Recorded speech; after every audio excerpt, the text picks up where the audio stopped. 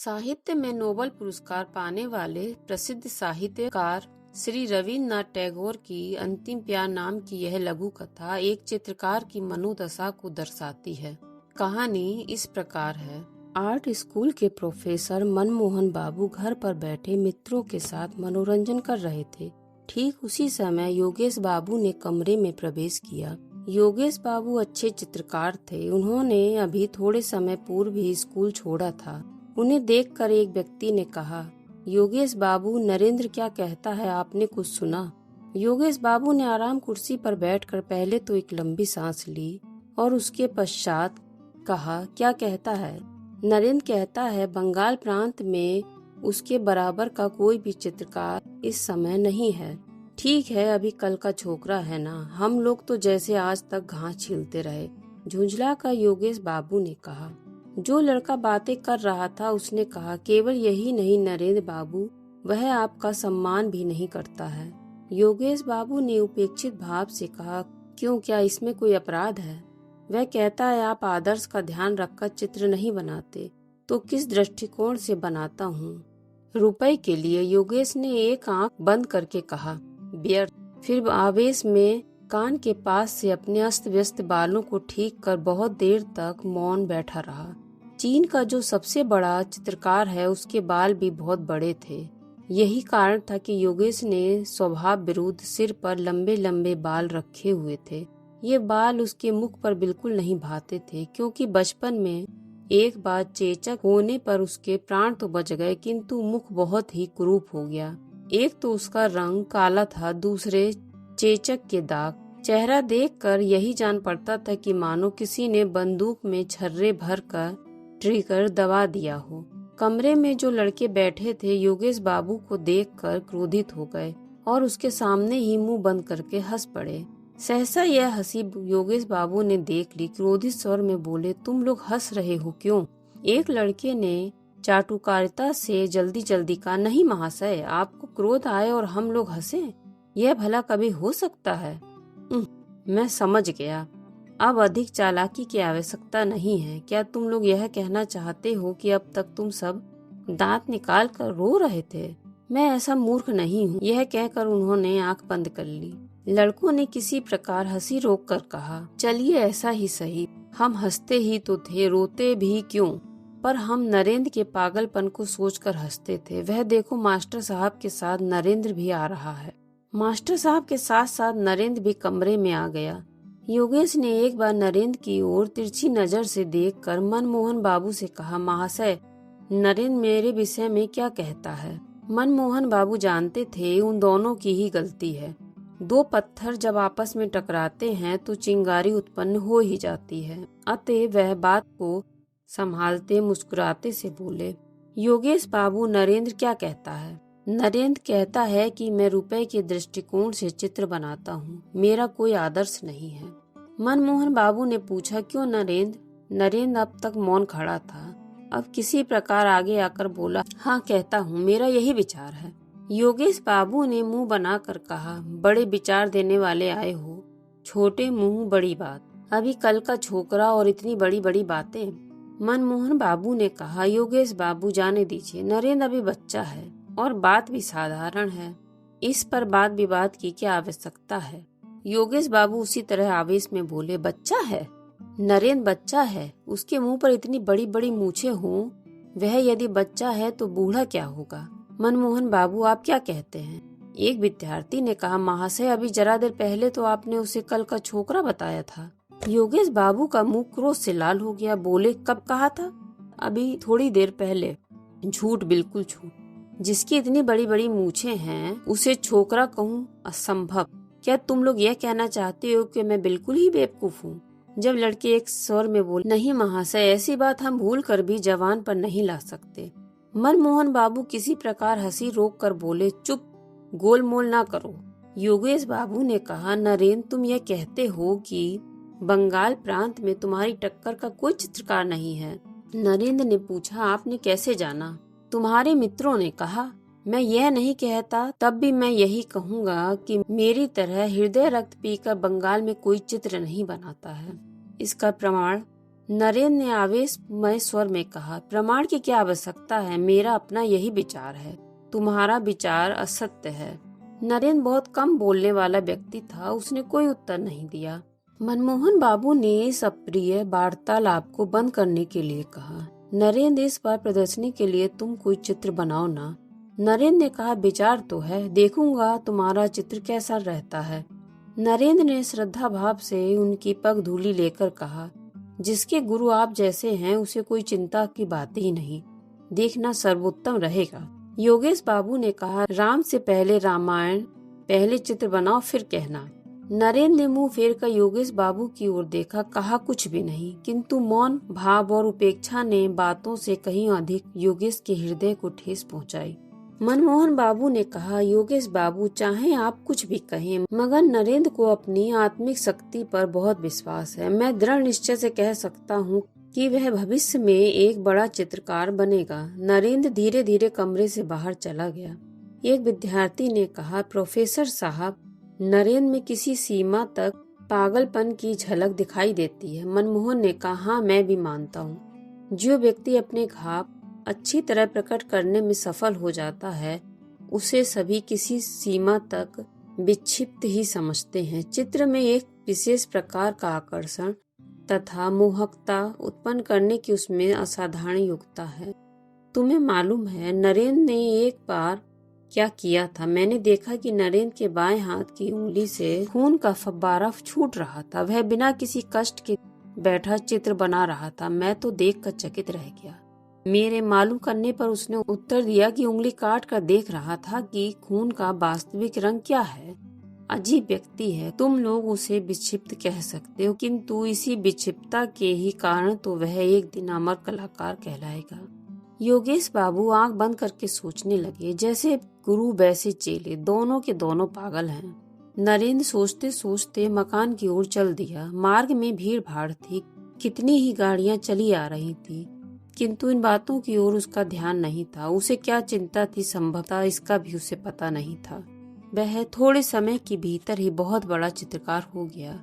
इस थोड़े से समय में वह इतना प्रसिद्ध और सर्वप्रिय हो गया था कि उसके ईर्ष्यालु मित्रों को अच्छा न लगा। इन्हीं ईर्ष्यालु मित्रों में योगेश बाबू भी थे। नरेंद्र में एक विशेष योग्यता और उसकी तुलिका में एक असाधारण शक्ति थी। योगेश बाबू इसे दिल ही दिल में खूब समझते थे, परंतु ऊपर से उसे मानने के लिए तैयार न थे। इस थोड़े से समय में ही उसका इतनी प्रसिद्धि प्राप्त करने का एक विशेष कारण भी था। वह यह कि नरेंद्र जिस चित्र को भी बनाता था, अपनी सारी योग्यता उसमें लगा देता था। उसकी दृष्टि केवल चित्र पर रहती थी, पैसे की ओर भूल कर भी उसका ध्यान नहीं जाता था। उसके हृदय की महत्वाकांक्षा थी कि चित्र बहुत ही सुंदर हो, उसमें अपने ढंग की विशेष विलक्षणता हो। मूल्य चाहे कम मिले या अधिक, वह अपने विचार और भावनाओं की मधुर रूपरेखाएं अपने चित्र में देखता था। जिस समय चित्र चित्रित करने बैठता तो चारों ओर फैली हुई असीम प्रकृति और उसकी सारी रूपरेखाएं हृदय पट से गुम्फित कर देता। इतना ही नहीं, वह अपने अस्तित्व से भी विस्मृत हो जाता था।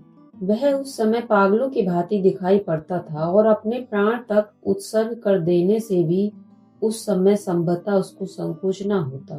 यह दशा उस समय की एकाग्रता की होती। वास्तव में इसी कारण से उसे यह सम्मान प्राप्त हुआ। उसके स्वभाव में सादगी थी। वह जो बात सादगी से कहता, लोग उसे अभिमान और प्रदर्शनी से लदी हुई समझते। उसके सामने कोई कुछ न कहता, परंतु पीछे पीछे लोग उसकी बुराई करने से न चूकते। सब के सब नरेंद्र को संज्ञाहीन सा पाते। वह किसी बात को कान लगाकर न सुनता। कोई पूछता कुछ और वह उत्तर कुछ और ही देता। वह सर्वदा ऐसा प्रतीत होता जैसे अभी अभी स्वप्न देख रहा था और किसी ने सहसा उसे जगा दिया हो। उसने विवाह किया और एक लड़का भी उत्पन्न हुआ। पत्नी उसकी बहुत ही सुंदर थी, परंतु नरेंद्र को गृहस्थी जीवन में किसी प्रकार का आकर्षण न था। तब भी उसका हृदय प्रेम का अथाह सागर था। वह हर समय इसी धुन में रहता था कि चित्रकला में प्रसिद्धि प्राप्त करे। यही कारण था कि लोग उसे पागल समझते थे। किसी हल्की सी वस्तु को यदि पानी में जबरदस्ती डुबो दो तो वह किसी प्रकार न डूबेगी, वरना ऊपर तैरती रहेगी। ठीक यही दशा उन लोगों की होती है जो अपने धुन के पक्के होते हैं। वे सांसारिक सुख दुख में किसी प्रकार डूबना नहीं चाहते। उनका हृदय हर समय कार्य की पूर्ति में संलग्न रहता है। नरेंद्र सोचते सोचते अपने मकान के सामने आ गया। उसने देखा कि द्वार के समीप उसका 4 साल का बच्चा मुंह में उंगली डाले किसी गहरी चिंता में खड़ा है। पिता को देखते ही बच्चा दौड़ता हुआ आया। दोनों हाथों से नरेंद्र को पकड़कर बोला, बाबूजी बाबूजी। क्या हुआ बेटा? बच्चे ने पिता का हाथ पकड़ लिया और खींचते हुए कहा, बाबूजी देखो, हमने एक मेंढक मारा है जो लंगड़ा हो गया है। नरेंद्र ने बच्चे को गोदी में उठाकर कहा, तो मैं क्या करूं, तुम बड़े दुष्ट हो। बच्चे ने कहा, वह घर नहीं जा सकता, लंगड़ा हो गया है। कैसे जाएगा? चलो इसे गोद में उठाकर घर पहुंचा दो। नरेंद्र ने बच्चे को गोद में उठा लिया और हंसते हंसते घर में ले गए। एक दिन नरेंद्र को ध्यान आया कि इस बार की प्रदर्शनी में जैसे भी हो अपना एक चित्र भेजना चाहिए। कमरे की दीवार पर उसके हाथ के कितने ही चित्र लगे हुए थे। कहीं प्राकृतिक दृश्य, कहीं मनुष्य के शरीर की रूपरेखा, कहीं स्वर्ण की भांति सरसों के खेत की हरियाली, जंगली मनमोहक दृश्यावली, और कहीं वे रास्ते जो छाया वाले वृक्षों के नीचे से टेढ़े तिरछे होकर नदी के पास जा मिलते थे। धुएं की भांति गगनचुंबी पहाड़ों की पंक्ति जो तेज धूप में स्वयं झुलसी जा रही थी, और सैकड़ों पथिक धूप से व्याकुल होकर छायादार वृक्षों के समूह में शरणार्थी थे। ऐसे कितने ही दृश्य थे। दूसरी ओर अनेक पक्षियों के चित्र, उन सब के मनोभाव उनके मुखों में प्रकट हो रहे थे। कोई गुस्से से भरा था, कोई चिंता की अवस्था में, तो कोई प्रसन्न मुख था। कमरे के उत्तरीय भाग में खिड़की के समीप एक अपूर्व चित्र लगा हुआ था। उसमें ताड़ के वृक्षों के समूह के समीप सर्वदा मौन रहने वाली छाया के आश्रय में एक सुंदर नवयुवती नदी के नीले जल में अचल बिजली सी मौन खड़ी थी। उसके होठ और मुख की रेखाओं में चित्रकार ने हृदय की पीड़ा अंकित की थी। ऐसा प्रतीत होता था मानो चित्र बोलना चाहता है, किंतु यौवन अभी उसके पूरे शरीर में प्रस्फुटित नहीं हुआ है। इन सब चित्रों में चित्रकार के इतने दिनों की आशा और निराशा मिश्रित थी, परंतु आज उन चित्रों की रेखाओं और रंगों ने उसे अपनी ओर आकर्षित नहीं किया। उसके हृदय में बार बार यही विचार आने लगा कि इतने दिनों में उसने केवल बच्चों का खेल किया है, केवल कागज के टुकड़ों पर रंग पोता है। इतने दिनों में उसने जो कुछ रेखाएं कागज पर खींची थी, वे सब उसके हृदय को अपनी ओर आकर्षित न कर सकी, क्योंकि उसके विचार पहले की अपेक्षा बहुत उच्च थे। उच्च ही नहीं बल्कि बहुत उच्चतम होकर चील की भांति आकाश में मंडराना चाहते थे। यदि वर्षा ऋतु का सुहावना दिन हो तो क्या कोई शक्ति उसे रोक सकती थी? वह उस समय आवेश में आकर उड़ने की उत्सुकता में असीमित दिशाओं में उड़ जाता, एक बार भी फिरकर नहीं देखता। अपनी पहली अवस्था पर किसी प्रकार भी वह संतुष्ट नहीं था। नरेंद्र के हृदय में रह रहकर यही विचार आने लगा। भावना और लालसा की झड़ी सी लग गई। उसने निश्चय कर लिया कि इस बार ऐसा चित्र बनाऊंगा जिससे उसका नाम अमर हो जाए। वह इस वास्तविकता को सबके दिलों में बिठा देना चाहता था कि उसकी अनुभूति बचपन की अनुभूति नहीं है। मेज पर सिर रखकर नरेंद्र विचारों का ताना बाना बुनने लगा। वह क्या बनाएगा, किस विषय पर बनाएगा? हृदय पर आघात होने से असाधारण प्रभाव पड़ता है। भावनाओं के कितने ही पूर्ण और अपूर्ण चित्र उसकी आंखों के सामने से चले गए, परंतु किसी ने भी दम भर के लिए उसके ध्यान को अपनी ओर आकर्षित न किया। सोचते सोचते संध्या के अंधियारे में शंख की मधुर ध्वनि ने उसको मस्त कर देने वाला गाना सुनाया। इस स्वर लहरी से नरेंद्र चौंक कर उठ खड़ा हुआ। उसके पश्चात उसी अंधेरे में वह चिंतन मुद्रा में कमरे के अंदर पागलों की भांति टहलने लगा। सब व्यर्थ था। महान प्रयत्न करने के पश्चात भी कोई विचार नहीं सूझ रहा था। रात बहुत हो चुकी थी। अमावस्या की अंधेरी में आकाश परलोक की भांति धुंधला प्रतीत होता था। नरेंद्र कुछ खोया खोया सा पागलों की भांति उसी ओर ताकता रहा। बाहर से रसोइये ने द्वार खटखटाया। कहा, बाबूजी। चौंक कर नरेंद्र ने पूछा, कौन है? बाबूजी, भोजन तैयार है, चलिए।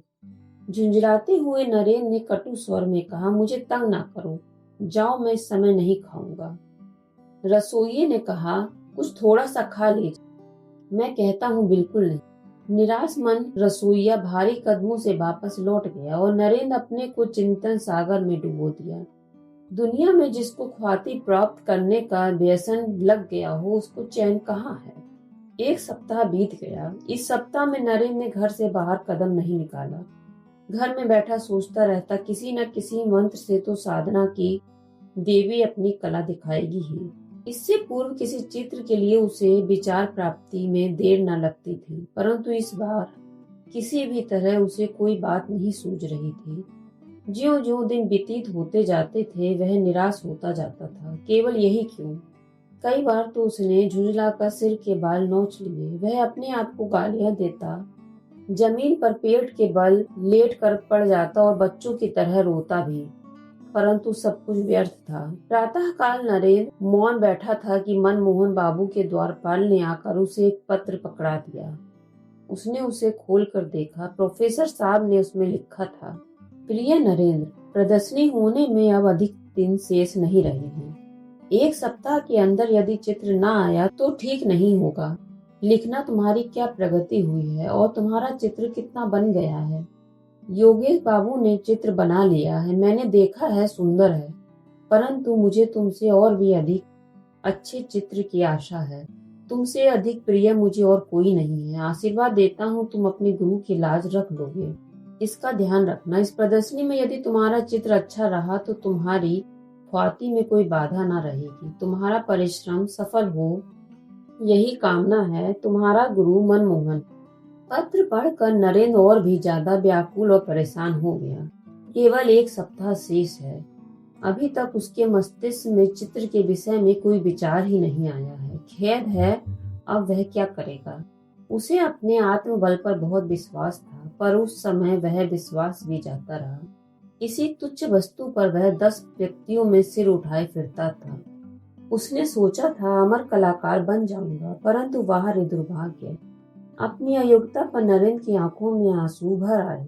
रोगी की रात जैसे आंखों में निकल जाती है, उसकी वह रात वैसे ही समाप्त। नरेंद्र को इसका तनिक भी पता न हुआ। उधर वह कई दिनों से अपनी आर्ट गैलरी में ही सो रहा था। नरेंद्र के मुख पर रातों के जागने के चिन्ह साफ दिखाई देते थे। उसकी पत्नी दौड़ी दौड़ी आई और जल्दी से उसका हाथ पकड़कर बोली, देखो बच्चे को क्या हो गया है, आकर देखो तो। नरेंद्र ने पूछा, क्या हुआ? पत्नी लीला हाफते हुए बोली, शायद। हैजा, इस प्रकार खड़े ना रहो, बच्चा बिल्कुल बेहोश पड़ा है। बहुत ही अनमने मन से नरेंद्र शयन कक्ष में प्रविष्ट हुआ। बच्चा बिस्तर से लगा पड़ा था। पलंग के चारों ओर उस भयानक रोग के चिन्ह दृष्टिगोचर हो रहे थे। 2 घड़ी में ही बच्चा पीला पड़ गया था। सहसा देखने से यही ज्ञात होता था कि जैसे बच्चा जीवित ही ना हो, केवल उसके वक्ष के समीप कोई वस्तु धक धक कर रही थी और इस क्रिया से ही जीवन के कुछ चिन्ह दृष्टिगोचर होते थे। वह बच्चे के सिरहाने सिर झुकाकर खड़ा हो गया। लीला ने कहा, इस तरह खड़े ना रहो, जाओ डॉक्टर को बुला के लाओ। माँ की आवाज सुनकर बच्चे ने आंखें खोली।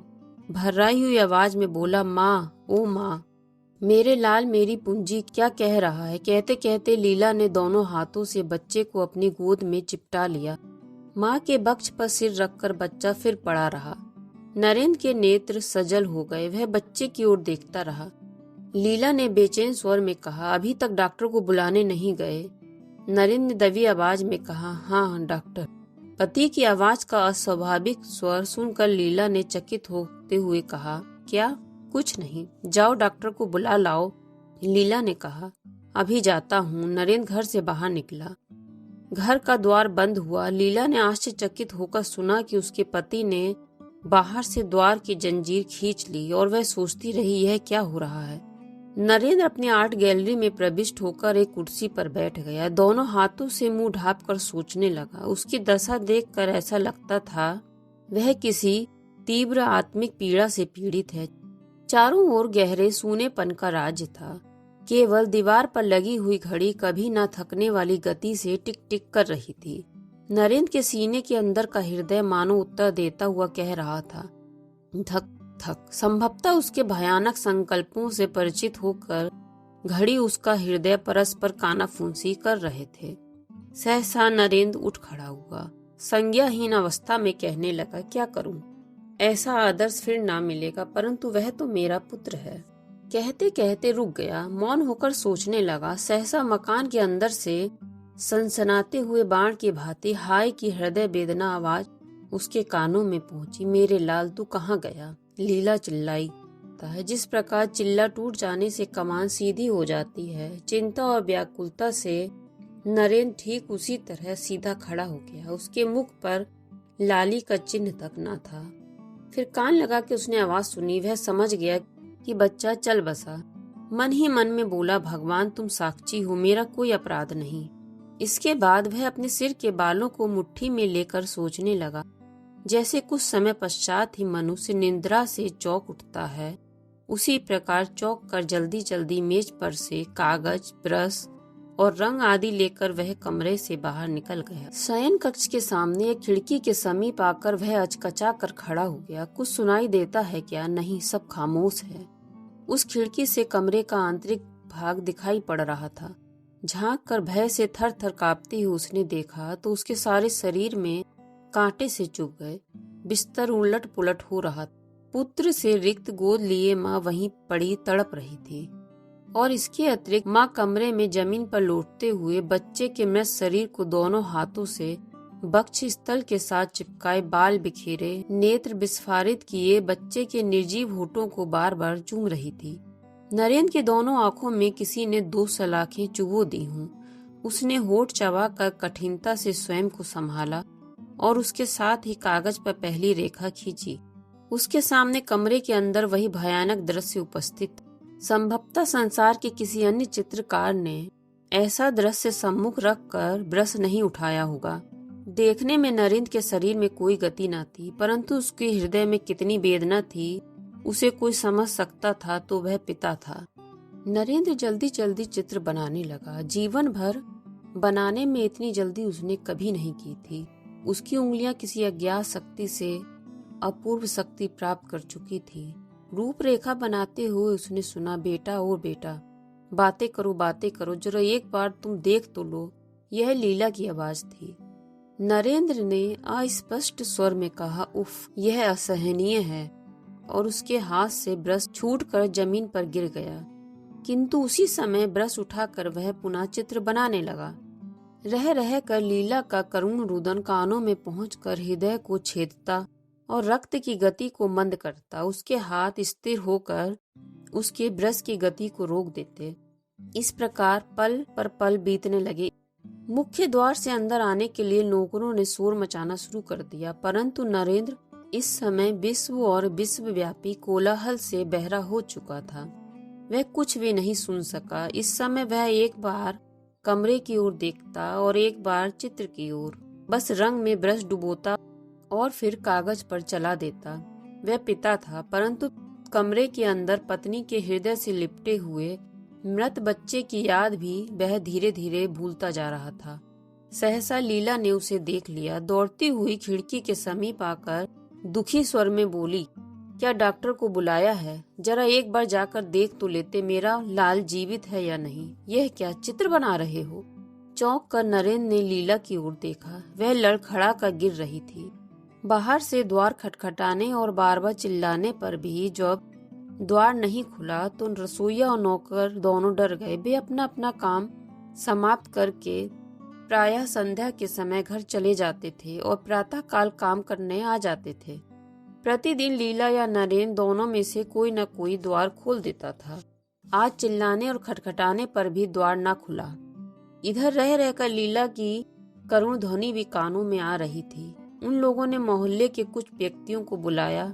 अंत में सबने सलाह करके द्वार तोड़ डाला। सब आश्चर्यचकित होकर मकान में घुसे। जीने से चढ़कर देखा कि दीवार का सहारा लिए दोनों हाथ जांघों पर रखे नरेंद्र सिर नीचा किए हुए बैठा था। उनके पैरों की आहट से नरेंद्र ने चौंक कर मुंह उठाया। उसकी आंखें लाल थीं। थोड़ी देर पश्चात वह ठहाका मारकर हंसने लगा और सामने लगे चित्र की ओर उंगली दिखाकर बोला, डॉक्टर डॉक्टर, मैं अमर हो गया। दिन बीतते गए। प्रदर्शनी आरंभ हो गई। प्रदर्शनी में देखने की कितनी ही वस्तुएं थी, परंतु दर्शक एक ही चित्र के पास रुक जाते थे। चित्र छोटा सा था, अधूरा भी। नाम था अंतिम प्यार। एक माँ अपने दिल के चांद के टुकड़े से बच्चे का मृत शरीर हृदय से लगाए मुख को बार बार चूम रही है। शोक और चिंता में डूबी हुई माँ के मुख, नेत्र और शरीर में चित्रकार के ब्रश ने एक ऐसा सूक्ष्म और दर्दनाक चित्र चित्रित किया जो देखता उसी की आंखों से आंसू निकल पड़ते। चित्र की रेखाओं में इतनी अधिक सूक्ष्मता से दर्द भरा जा सकता है, यह बात इससे पहले किसी के ध्यान में नहीं आई थी। इस दर्शक समूह में कितने ही चित्रकार थे। उनमें से एक ने कहा, देखिए योगेश बाबू क्या कहते हैं। योगेश बाबू उस समय मौन धारण किए चित्र की ओर देख रहे थे। सहसा प्रश्न सुनकर एक आंख बंद करके बोले, यदि मुझे पहले से ज्ञात होता तो मैं नरेंद्र को अपना गुरु बनाता। दर्शकों ने धन्यवाद, साधुवाद और वाह की छड़ी लगा दी, परंतु किसी को भी मालूम न हुआ कि उस सज्जन पुरुष का मूल्य क्या है जिसने चित्र को चित्रित किया है। किस प्रकार चित्रकार ने स्वयं को धूलि में मिलाकर रक्त से इस चित्र को रंगा है, उसकी यह दशा किसी को भी ज्ञात न हो सकी। इस प्रकार चित्रकार के जुनून को दर्शाती यह कहानी मन को झकझोरती हुई यहीं पर समाप्त होती है।